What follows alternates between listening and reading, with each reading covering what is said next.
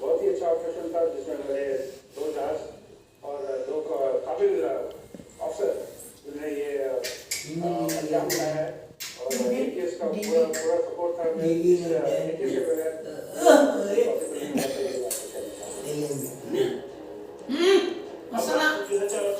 December 2021 मध्य Gujarat ATS 4600 कोटी जबत कराई जहाँकि पाकिस्तान ड्रग्स माफिया कौन बड़ झटका ठारू कम हुए अधिक चांचल्य पाकिस्तान बहु ड्रग्स माफिया